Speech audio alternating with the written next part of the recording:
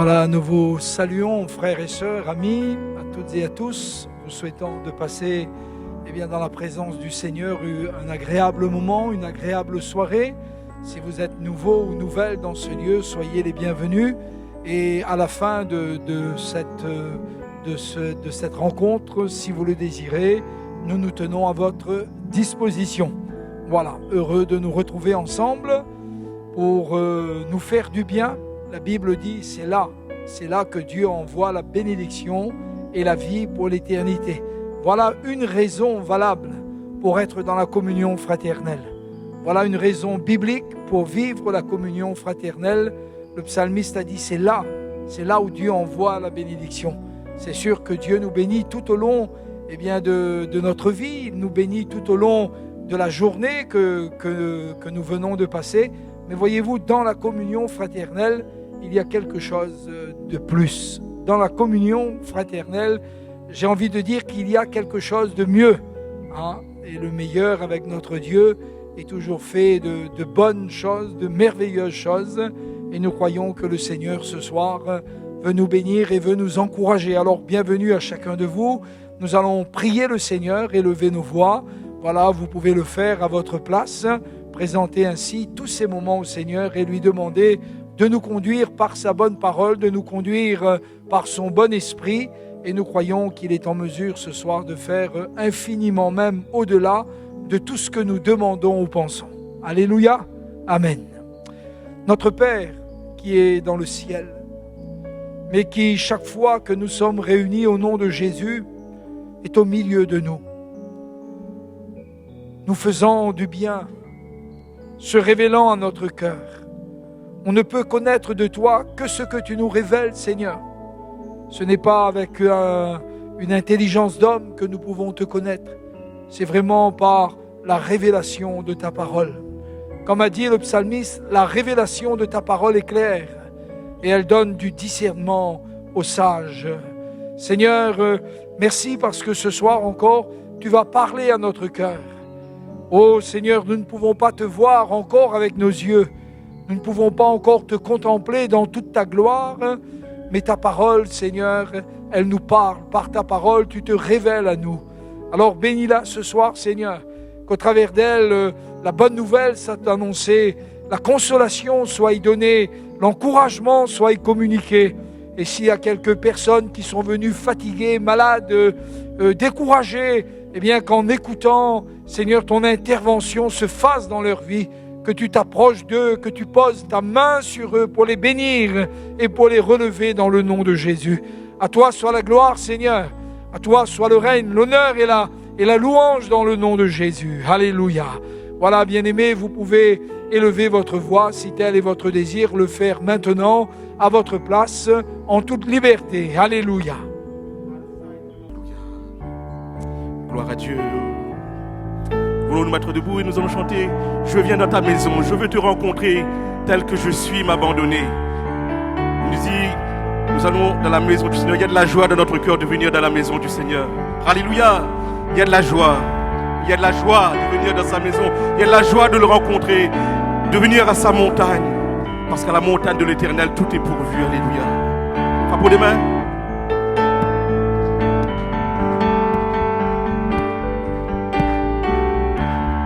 Je viens dans ta maison, je veux te rencontrer, tel que je suis, m'abandonner. Alors que nous chantons, ton esprit me remplit, mon âme est libérée. Je viens dans ta maison. Hey.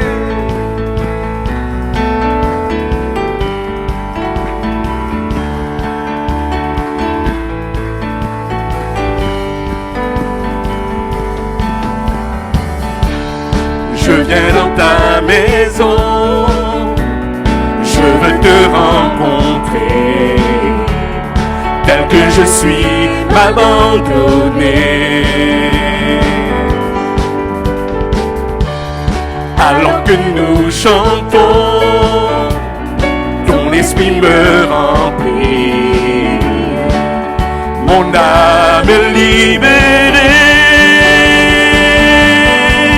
Je te vois, je t'entends près de moi, tu es là, viens et souffle sur moi. Je ressens ta présence comme un feu, comme un vent. Jésus, je veux plus de toi.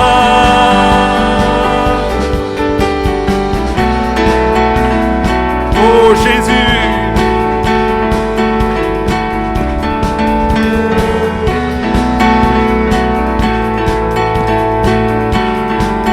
je viens dans ta maison, qu'on entende encore l'église. Je viens dans ta maison, je veux te rencontrer, tel que je suis, m'abandonner. Alors que nous chantons, ton esprit me remplit, mon âme est libérée. Je te vois, je t'entends près de moi, tu es là, viens et souffle sur moi. Je ressens ta présence comme un feu, comme un vent. Jésus, je veux plus de toi. Je te vois, je t'entends près de moi, tu es là, viens et souffle sur moi. Je ressens ta présence comme un feu, comme un vent. Jésus, je veux plus de toi.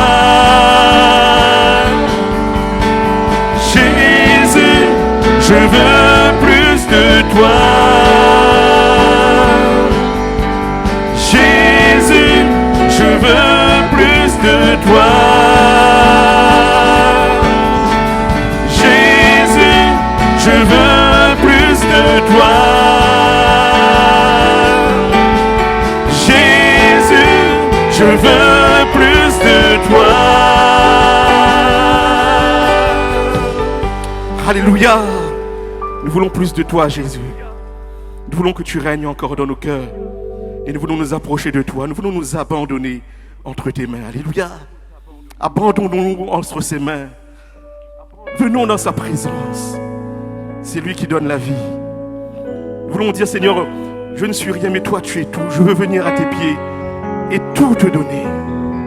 Toute ma vie, tout ce qui reste, le peu qu'il me reste, je veux te l'apporter à tes pieds. C'est toi qui multiplie. C'est toi qui fais revivre.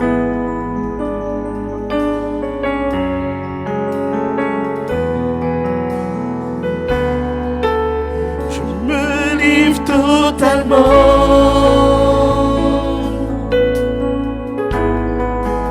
Je me livre totalement. Tu peux m'utiliser. Je me livre totalement.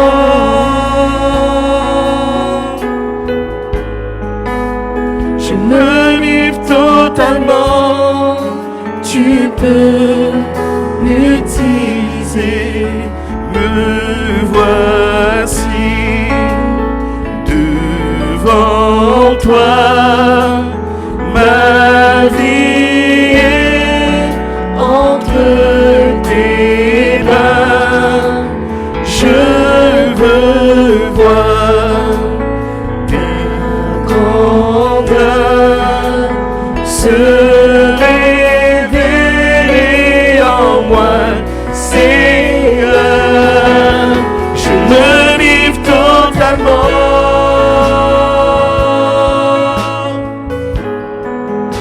Je me livre totalement. Tu peux m'utiliser. Je me livre totalement.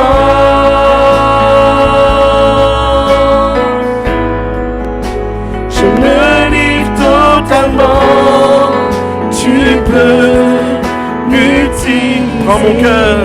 Prends mon cœur. Prends ma vie comme un sacrifice vivant. Tous mes rêves, mes projets, je les place entre tes mains. Je me livre totalement.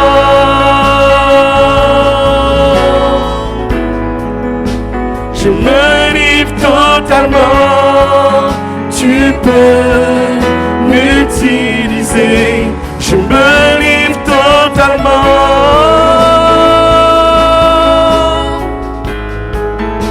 Je me livre totalement. Tu peux m'utiliser. Voulons-nous prier le Seigneur? Voulons-nous répandre nos cœurs devant lui quelques instants? Seigneur, nous sommes devant toi. Tels que nous sommes, nous venons à tes pieds. Seigneur, c'est toi qui tiens nos vies entre tes mains. C'est toi qui as tout pouvoir. C'est toi qui es le commencement. C'est toi qui es la fin.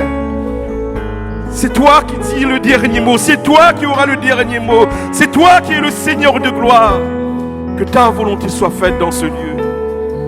Ô Seigneur, nous voulons nous soumettre. Nos cœurs, nos pensées, nos actions, nos réactions, que tout soit soumis à ton nom, Seigneur. Et que ton nom seul soit glorifié. Oh Jésus, Jésus.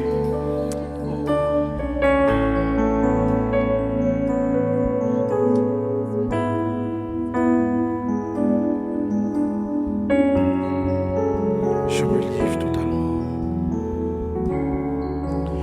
Je me livre totalement.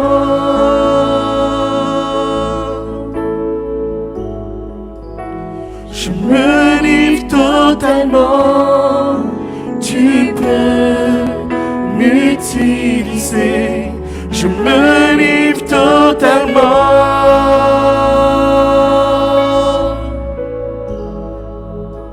Je me livre totalement. Tu peux m'utiliser. Voilà, bonsoir à chacun et à chacune. On est très heureux d'être dans la présence de Dieu, de partager ces moments. Nous croyons que la parole de Dieu, c'est ce qui fait du bien à notre cœur et à notre âme. Et pendant tout ce temps de confinement, je suis pleinement convaincu que chacun d'entre vous, chacun d'entre nous, nous avons sondé les Écritures, nous avons laissé la parole de Dieu parler à notre cœur. Non pas que nous ne le faisions pas avant, mais dans ces temps où Dieu nous a permis d'être chacun chez soi, chacun à la maison, nous avons pris le temps peut-être de pouvoir simplement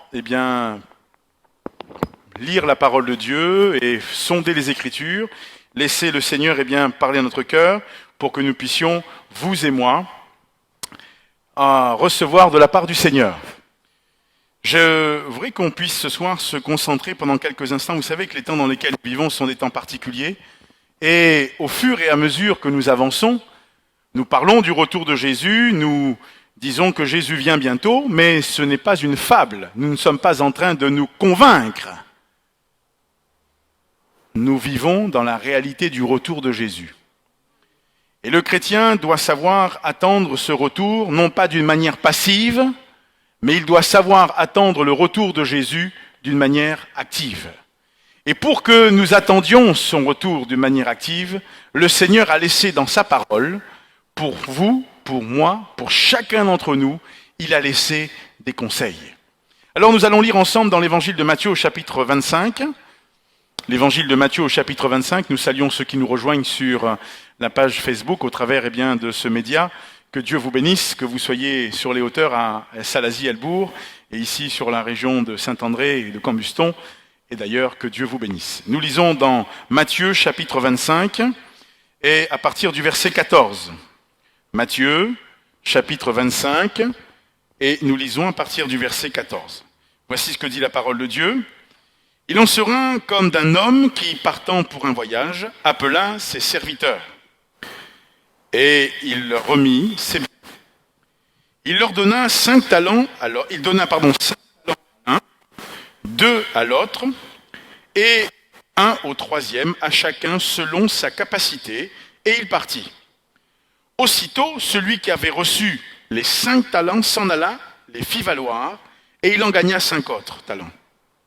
De même, celui qui avait reçu les 2 talents en gagna 2 autres. Celui qui n'en avait reçu qu'un alla faire un creux dans la terre et cacha l'argent de son maître. Longtemps après, le maître de ses serviteurs revint et leur fit rendre compte.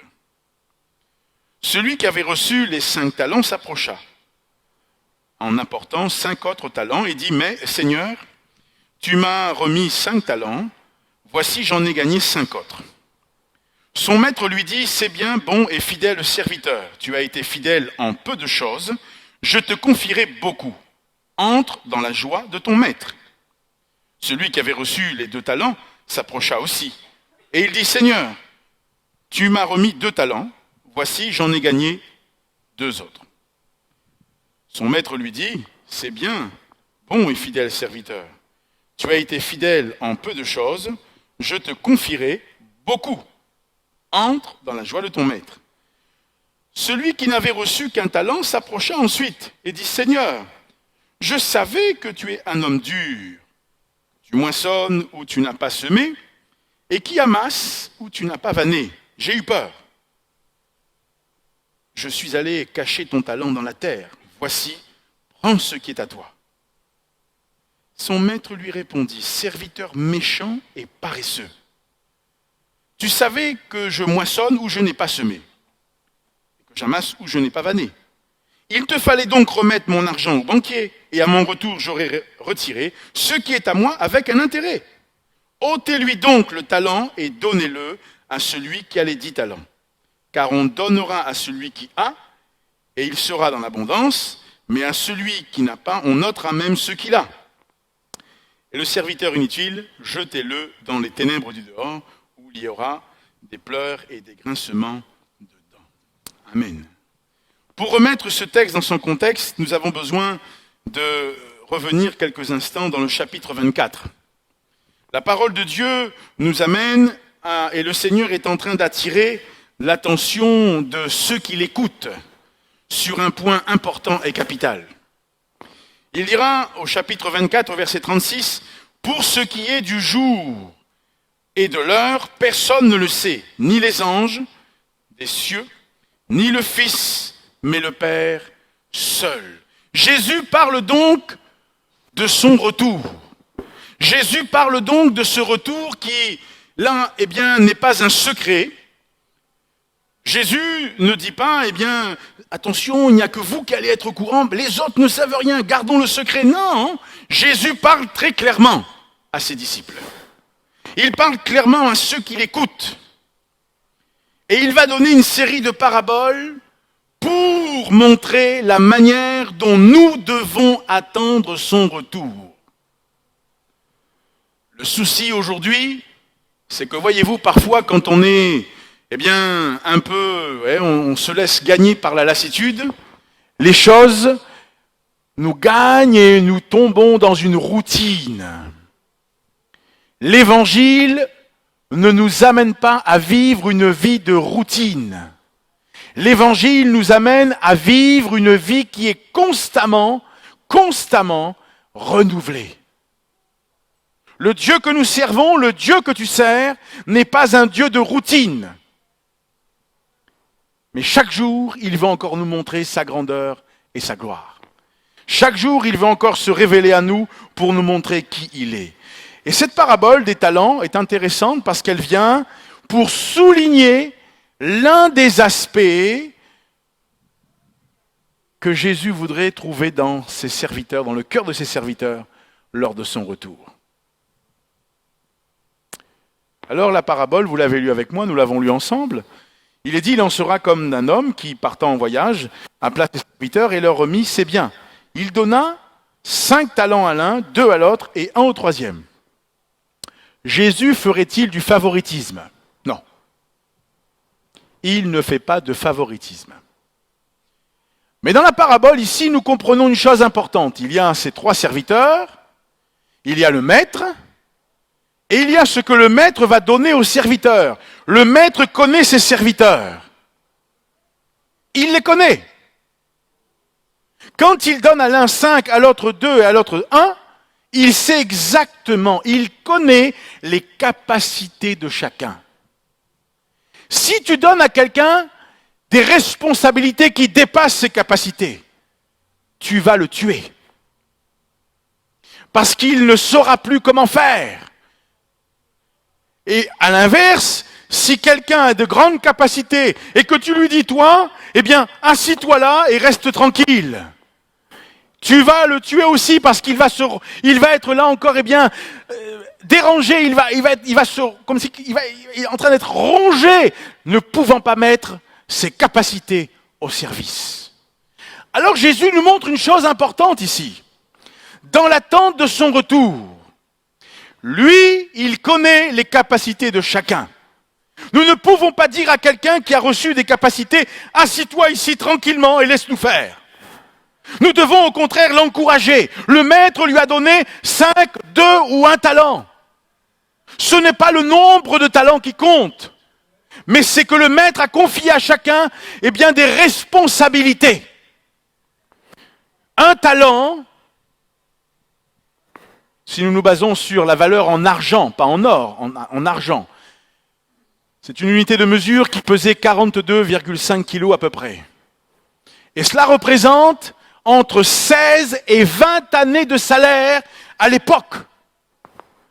Le maître leur a confié, eh bien, des responsabilités et nous comprenons que cette somme d'argent qu'il leur a remise, ce n'est pas parce que, oh, lui, il en a eu 5, moi j'en ai eu 2, lui, il en a eu qu'un, oh, il fait du favoritisme. Non, le maître connaissait ses serviteurs. Que dit Jésus? Il dit, je connais mes brebis. Et mes brebis me connaissent parce qu'elles entendent ma voix. Et que font-elles? Elles me suivent. Donc, il y a une chose importante que nous devons comprendre, c'est que le maître connaît chacun de ses serviteurs. Notre maître nous connaît chacun pour autant que nous soyons. La parabole est intéressante parce que Jésus parle de cette parabole, le maître remet ses talents, 5, 2 et ensuite 1. Immédiatement, la Bible dit ceci. Le maître est parti pour un temps certain. Nous ne savons pas combien de temps. Mais il est dit longtemps après. Alors, la parole de Dieu nous dit que celui qui avait reçu eh bien, les 5 talents, il s'en alla, il s'est mis à la tâche. Il s'est mis à travailler, il s'est mis à mettre, là encore, toutes ses capacités. Il a réuni ses capacités et il a fait en sorte que les talents que le maître lui avait donnés soient fructifiés. Le deuxième a fait la même chose. Oh, il m'a confié ça. Oh, mais quelle grâce. Il m'a fait confiance, il m'a donné ses responsabilités. Et il est allé, il a investi, il a fait travailler. Et il en a reçu 2 autres de plus. Le troisième est intéressant. Le troisième, lui, il a pris le talent et la Bible dit qu'il est allé faire un creux dans la terre et il a caché l'argent de son maître. Mais il y a une chose importante. La Bible dit que longtemps après, le maître de ses serviteurs revint et il leur fit rendre compte. Mes chers amis, mes frères et sœurs, la parabole est intéressante parce qu'elle nous montre comment attendre le retour de Jésus. C'est l'un des aspects, j'allais dire l'une des facettes, mais l'un des aspects de la manière dont nous devons attendre le retour de Jésus. Conscient de ce qu'il nous a donné, ne cherche pas à te comparer avec les autres. Ne cherche pas à dire « Oh, mais quand même !» Dieu connaît exactement. Il te connaît, il connaît tes capacités. Les talents que nous avons, oui, comptent. Mais ce qui intéresse le Seigneur, c'est qu'il connaît nos capacités. Et ce qu'il nous confie, ce qu'il nous donne, et dans cette parabole, le maître a confié 5, 2 et 1 talent à ses serviteurs. Les 3 étaient là, les 3 ont entendu le maître parler, les 3 ont entendu que le maître partait, les 3 savaient que le maître allait, mais les 3 aussi ont entendu le maître lorsqu'il est revenu. Il fallait qu'ils rendent compte. Nous sommes appelés à rendre compte. Le Seigneur nous demandera des comptes. Comment attendons-nous son retour? Alors la parabole continue, puisque le maître est arrivé. Ils sont venus. Celui qui avait reçu 5 talents, qu'est-ce qu'il fait? La Bible dit qu'il vient, il dit « Seigneur, tu m'as remis 5 talents, voici, j'en ai gagné 5 autres. J'ai travaillé, j'ai fait tout, j'ai pas eu peur. J'ai pas eu peur. » Vous savez, parfois, on peut avoir peur. Si on a investi là, on a mis 1 euro et qu'on les perd, c'est fini. C'est un peu les machines, vous savez, quand vous allez dans les grandes surfaces et que vous êtes avec vos enfants et qu'ils voient où il y a les nounours, les peluches. Alors, 50 centimes ou 1 euro. Alors, vous mettez les 1 euro, mais bon, vous vous dites, mince, si on n'y arrive pas, ça va être perdu. Mais bon, pour le fun, alors ça marche. Puis le bras, il vient, et étrangement, quand vous pensez l'avoir saisi, le bras, poup, il se relève. Et vous dites, c'est perdu. Alors, si on raisonne comme ça, on ne fait rien. Parce qu'à l'inverse, quand vous avez réussi à attraper la peluche, entre guillemets, les enfants, ils sautent de joie, quoi. Et nous, et ici, ces 2 serviteurs sont allés, ils ont investi tout ce qu'ils avaient, ils n'ont pas eu peur. Le maître nous a fait confiance, alors nous voulons honorer sa confiance. On va se donner à la tâche. Parce que vous vous rendez compte, 1 talent, ça représentait à peu près, je vous ai dit, entre 16 et 20 années de labeur. Il y en a eu 5. Pour que ça lui rapporte 5 autres, faites le compte. Il a dû se donner en termes d'argent. Pareil pour le deuxième. Le deuxième serviteur qui en a eu 2.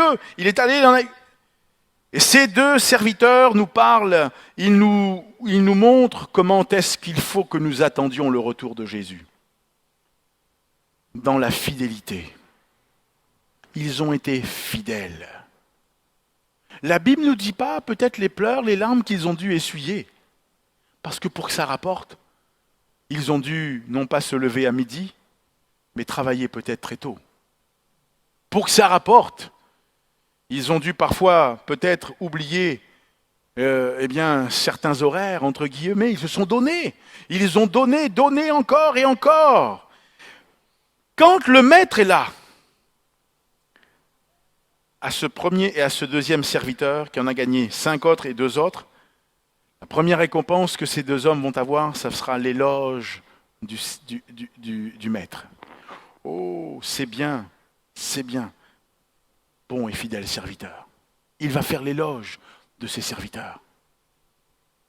Il reconnaît que ce qu'ils ont fait mérite un encouragement. La deuxième, ça va être qu'ils vont recevoir une promotion. Tu as été fidèle en peu de choses, je te confierai beaucoup. Beaucoup. Maître, tu m'en as confié 5, j'en ai gagné 5 autres, maintenant tu me dis tu vas me confier beaucoup. Encore d'autres. Ils avaient gagné la confiance de leur maître. Et la troisième chose qu'ils vont recevoir, c'est qu'ils vont être invités à partager une joie beaucoup plus profonde. Entre dans la joie de ton maître. Viens partager cette communion avec moi. Le maître, certes, ils étaient les serviteurs, mais il les admettait maintenant dans sa présence avec lui. Alors, à l'époque, c'était tiré d'un fait de la vie de tous les jours, une parabole, on est bien d'accord. Mais ce qui est important ici, c'est que ces hommes ont été notés, remarqués, entre guillemets, de par leur fidélité. Ils ont accepté de relever le défi. Le troisième, c'est à celui-là qu'il ne faut pas que nous ressemblions. Parce que lui, Eh bien, lui, il a peut-être, comme on dit, gambergé un peu, il a réfléchi. Il m'a donné un talent. Qu'est-ce que tu veux que je fasse avec un talent, moi? Bon, c'est pas... Et si je le perds, le talent? J'en ai qu'un. Eux, ils en ont 5. Lui, il en a 2. S'il en perd un, c'est pas grave. Mais moi, si je le perds. Si nous raisonnons comme ça, et nous allons arriver dans quelques instants, je voudrais qu'on comprenne cette parabole. Cet homme, lui, voyez-vous, bien souvent, ce ne sont pas ceux qui ont beaucoup de talent ou de capacités qui ont peur de les investir pour le royaume de Dieu. Et souvent l'inverse. On pense qu'on n'a rien. On pense qu'on a très peu. On pense que ce qu'on a n'a pas de valeur. On pense que ce que nous avons reçu, certains disent, mais vous savez, moi je n'ai pas un grand témoignage. Mais qu'est-ce que ça veut dire un grand témoignage? Expliquez-moi. C'est quoi un grand témoignage? Parce que nous pensons à Nick Cruz, nous pensons à ces hommes qui ont fait des expériences formidables, mais tout le monde ici a fait une expérience formidable. Celui qui a été délivré de la possession démoniaque, celui qui a été délivré, eh bien, alors qu'il est venu écouter l'évangile et que le Seigneur a touché son cœur et que sa vie a été transformée, son âme a été sauvée. Ça, c'est le plus grand témoignage. Le reste, ce n'est que la traduction de l'amour de Dieu dans notre vie, de la grâce de Dieu. Quand Dieu nous sort de là où nous sommes, tout est pour sa gloire. Nous ne sommes pour rien au final, mais nous avons courbé nos cœurs dans sa présence. Alors, ce troisième serviteur, pourquoi a-t-il réagi comme ça? Peut-être avait-il peur de l'échec. Peut-être qu'il n'avait jamais essayé. À cause de l'échec, il s'est dit, j'ai même pas essayé. Tout ce que j'ai fait dans ma vie, ça a été toujours l'échec. Et là, il me confie un talent. S'il m'en avait au moins donné 2. Vous voyez, on bâtit notre vie sur des si. Si le Seigneur m'avait permis de faire ça, ça ou ça. Si je pouvais faire ça au sein de l'œuvre de Dieu, si le pasteur m'avait demandé, si le frère m'avait confié, etc. La parole de Dieu nous montre que cet homme ici, que fait-il quand il parle avec son maître? Je savais que tu es un homme dur, qui moissonne où tu n'as pas semé, qui amasse où tu n'as pas vanné. J'ai eu peur. Il a laissé la crainte, il a laissé la peur nourrir, ses capacités, amoindrir ses capacités. Et en laissant la peur, la crainte nourrir ses capacités, il les a finalement, annihilées. Il n'a même pas eu le courage d'investir ce que son maître lui avait donné. Si la crainte est le moteur de notre vie, nous ne pourrons pas attendre sainement le retour de Jésus. Mais si la foi dans notre cœur est le moteur qui nous pousse à agir, alors que Jésus nous dit « Je viens bientôt », Seigneur, c'est vrai, tu viens bientôt, tu m'as confié ça, tu m'as donné ces capacités, tu m'as donné ces possibilités, donne-moi à les investir, je veux le faire, je veux parler de toi, parce que ça c'est tout le monde qui peut le faire, parler de Jésus. Peut-être que l'autre a reçu un peu plus. Est-ce que tu dois le regarder avec aversion? Le prendre en aversion? Non. Nous devons prier les uns pour les autres, nous encourager, apprendre les uns des autres. Et nous avons besoin de permettre à ce que chacun puisse aller de l'avant. Voyez-vous, cet homme, il a laissé quoi? Il a laissé la crainte entrer dans son cœur, ça a créé une paralysie, ça a engendré une anxiété.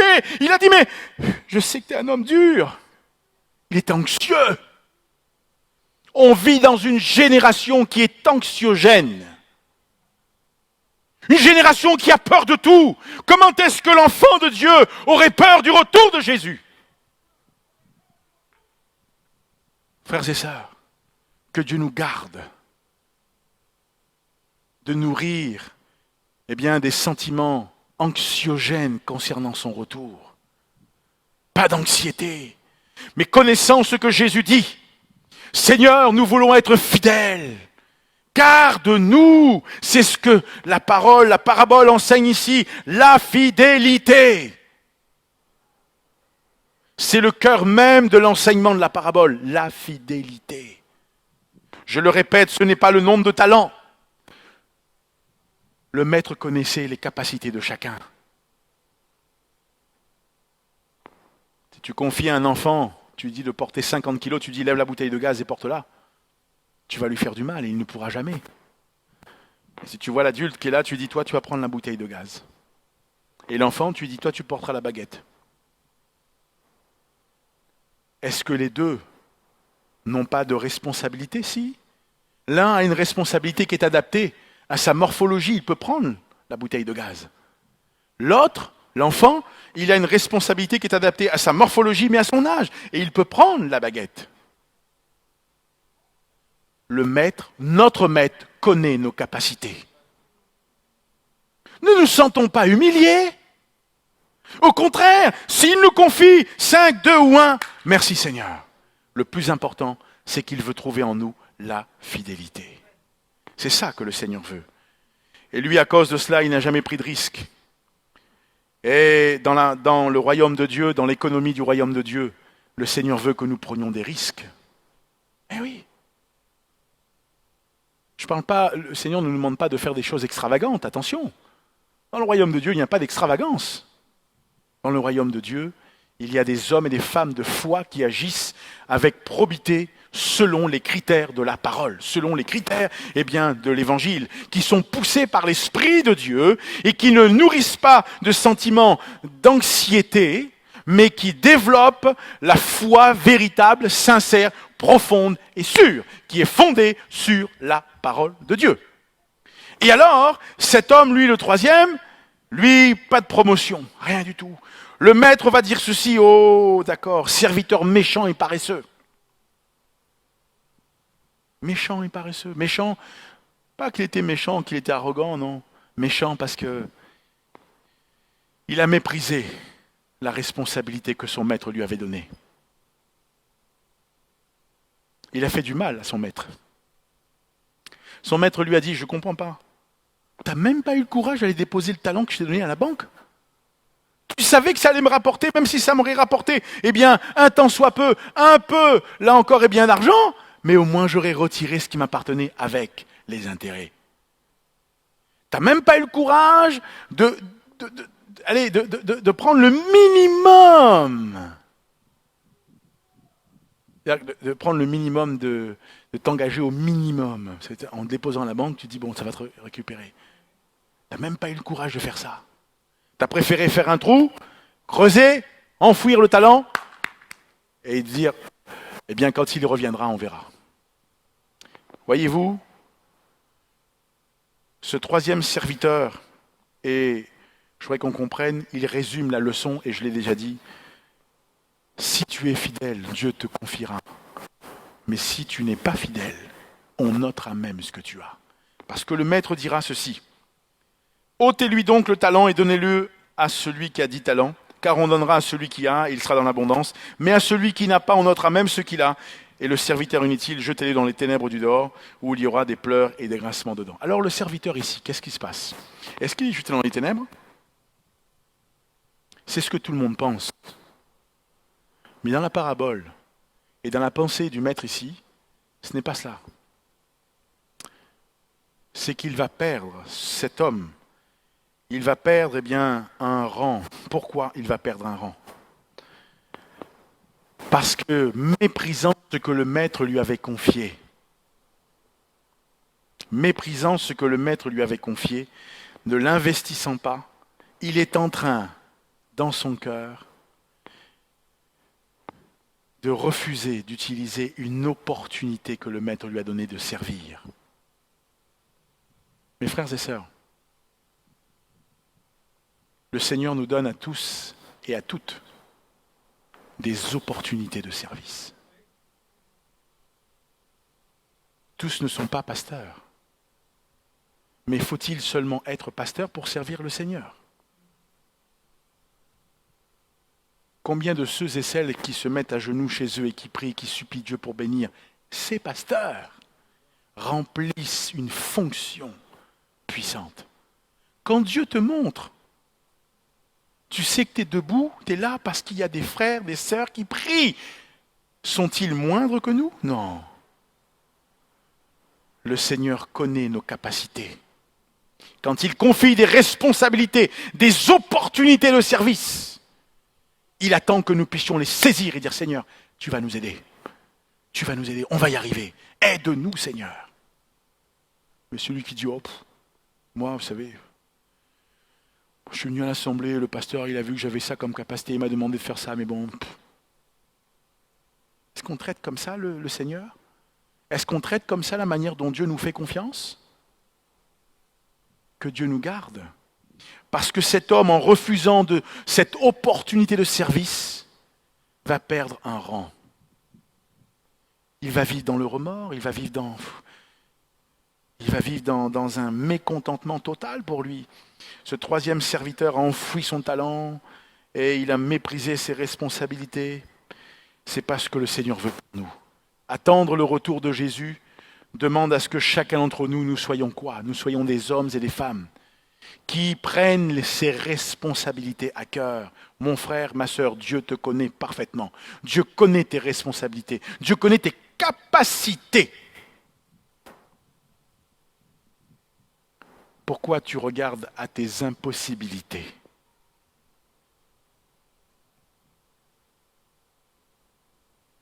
Dieu connaît tes capacités.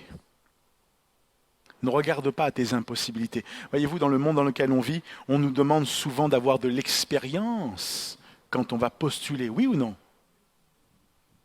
Il faut au moins 2 années d'expérience. Vous êtes disqualifié parce que vous sortez soit d'un cycle professionnel ou d'un cycle, on va dire, un cursus normal qui vous a demandé beaucoup d'années. Le cycle professionnel, vous avez déjà mis un pied à l'étrier, mais on vous dit il faut 2 années d'expérience. Et on fait comment ? Dans le royaume de Dieu, dans l'économie du royaume de Dieu, Dieu ne nous demande pas d'avoir de l'expérience pour faire, mais il nous dit voilà, je vais te confier ça. Je te confie ça. Maintenant toi, viens. Et moi je vais te former. Alors que tu acceptes, comme ces 2 serviteurs, 5 et 2, ils n'ont pas dit oh mais tu te rends compte, 5, 2, non. Merci, ils sont allés travailler. Ils ont été se mettre à la tâche. C'est en te mettant à la tâche que le Seigneur va te permettre de constater que lui, en toi, te donne les capacités nécessaires pour atteindre les objectifs. Alors que le Seigneur nous aide. Le royaume de Dieu est un royaume qui mérite notre attention. Le royaume de Dieu est un royaume qui mérite toute notre attention. N'agissons pas comme on l'a encore agi ce 3e serviteur. Ne soyons pas de ceux et celles qui méprisent. Mais comprenons et sachons que notre Maître, notre Seigneur, connaît nos capacités. Il connaît tes capacités. Il te confie. Et il attend que toi, tu puisses répondre et que tu te mettes à l'œuvre, que tu t'investisses et que tu donnes ce qui est nécessaire. Et le Seigneur va t'encourager. Alors comment entendre le retour de Jésus au travers de cette parabole ? Le Seigneur nous invite à demeurer fidèles à ce qu'il nous confie. La fidélité est un trait de caractère qui doit être trouvé dans, là encore, les sujets du royaume de Dieu. Si nous ne sommes pas fidèles, alors nous serons semblables à ce 3e serviteur qui, lui, a été infidèle en disant « Mais non, c'est pas grave. » Le maître a pris ce qu'il avait et a dit « Non, on va le donner à l'autre. » Et tu vas perdre des opportunités. Il a perdu une opportunité de service. Que c'est déjà arrivé, ça ? Il dit « Seigneur, je suis passé à côté, quoi. Je suis passé à côté. J'ai manqué le but, là. Quelle tristesse. Vous voyez, c'est ça que la parabole veut dire. Où il y a des pleurs et des grincements dedans, du remords. Pourquoi ? Je suis passé à côté. Ça ne veut pas dire la géhenne, ça ne veut pas dire l'enfer, là. Hein. Beaucoup ont pensé comme cela, mais dans le texte original, quand vous sondez l'écriture, quand vous allez voir, ça ne veut pas dire ça. Le maître n'a pas, il lui a juste dit, tu vois, tu as perdu une opportunité. Avant que Jésus vienne, parce que c'est la manière dont nous devons attendre son retour, avant qu'il ne vienne. En attendant son retour, ne manquons pas les opportunités de le servir. Mais à chaque fois que la possibilité nous est offerte, à chaque fois que le Seigneur nous confie, qu'on nous donne une responsabilité, qu'on nous confie une mission, au nom du Seigneur, accomplissons-la. Ne regardons pas si on va y arriver ou pas. C'est lui qui qualifie et c'est lui qui nous aide. Et il va t'aider, il va nous aider et nous réussirons et Dieu va nous bénir. Alléluia. Notre Père et notre Dieu, nous bénissons ton nom, nous te rendons grâce. Merci pour ta parole qui est la vérité. Merci de nous aider à adopter la saine manière d'attendre ton retour, en l'occurrence ici, en développant la fidélité.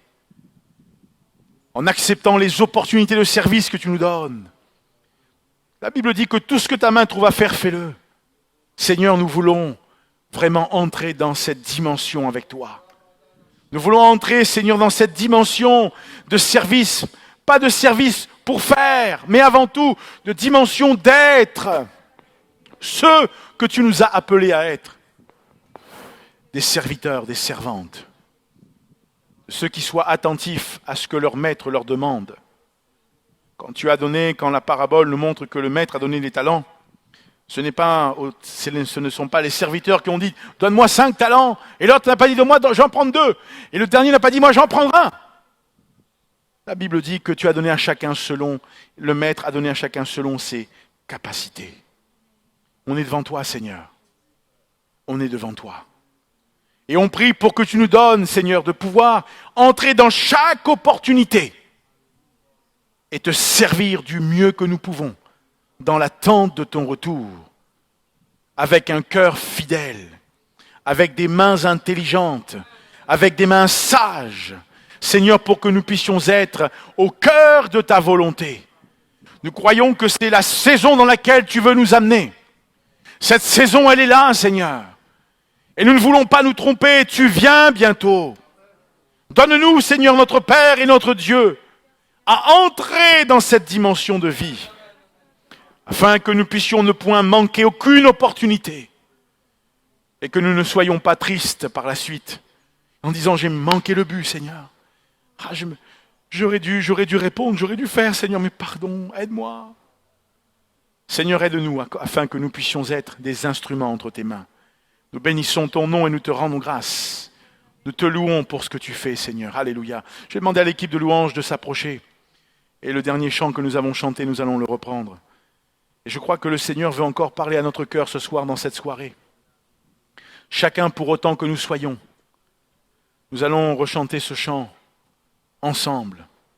Comme une prière devant le Seigneur, nous allons dire « Seigneur, nous voici dans ta présence. » Ce que nous voulons, notre Père et notre Dieu, c'est rester fidèles.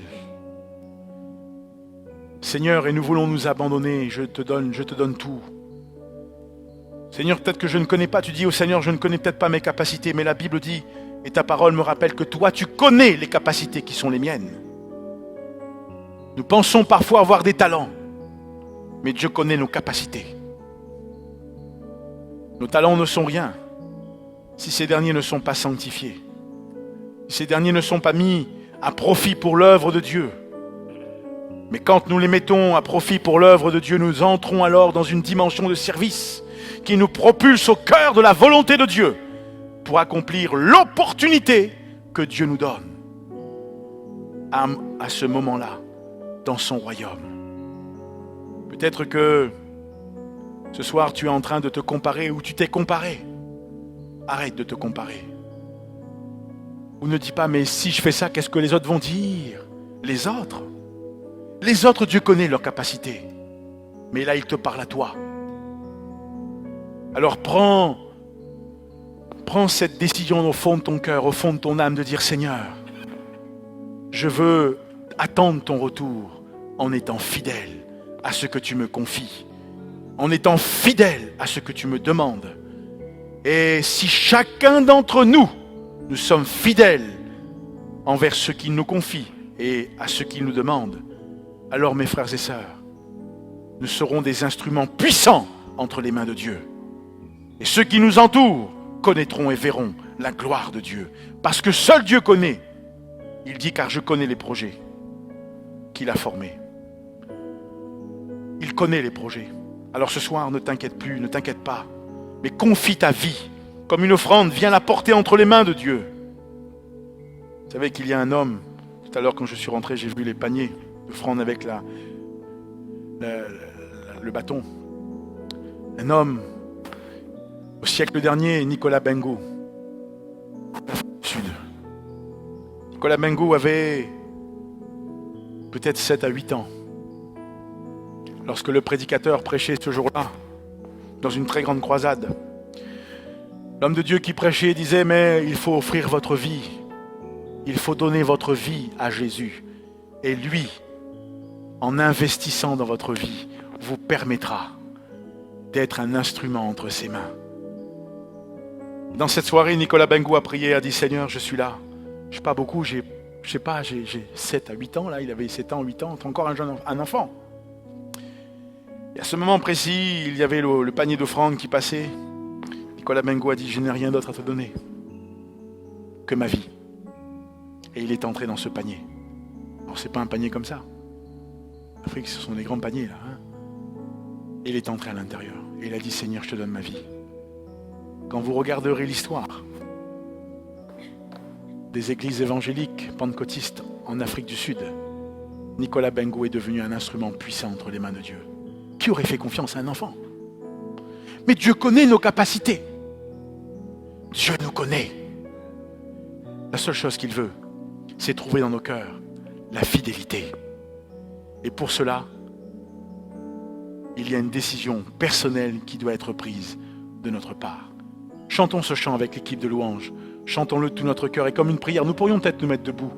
Ça va nous permettre de bouger un peu. Et chantons-le de tout notre cœur. Je me livre totalement. Livre-toi ce soir. Et que le Seigneur te bénisse. Que le Seigneur t'encourage. Et que Dieu te fasse beaucoup de bien. Alléluia. Je me livre totalement.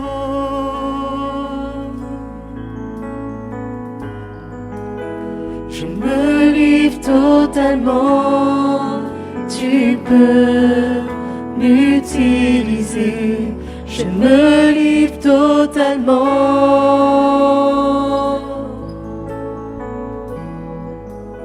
Je me livre totalement. Tu peux m'utiliser. Je me livre totalement. Je me livre totalement.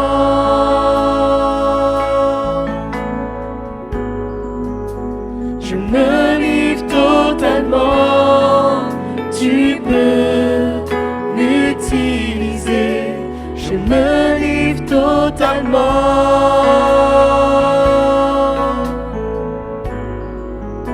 Je me livre totalement. Tu peux m'utiliser. Me voici devant toi. Ma vie est entre tes mains. Je veux voir ta grandeur se révéler en moi, Seigneur. Je me livre totalement.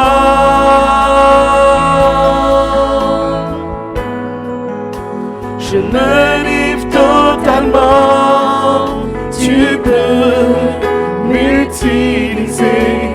Je me livre totalement.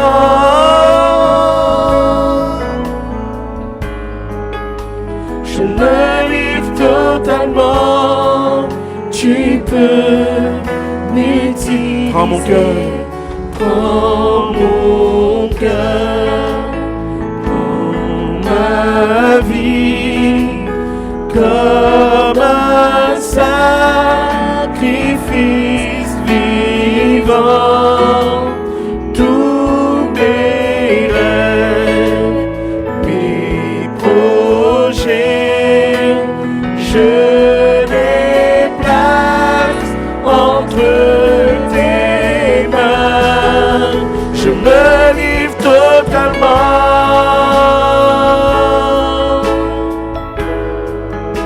Je me livre totalement. Tu peux m'utiliser. Je me livre totalement.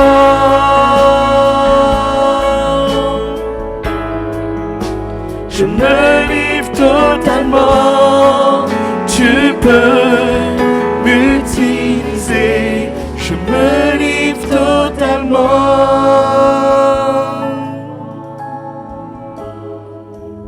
Je me livre totalement. Tu peux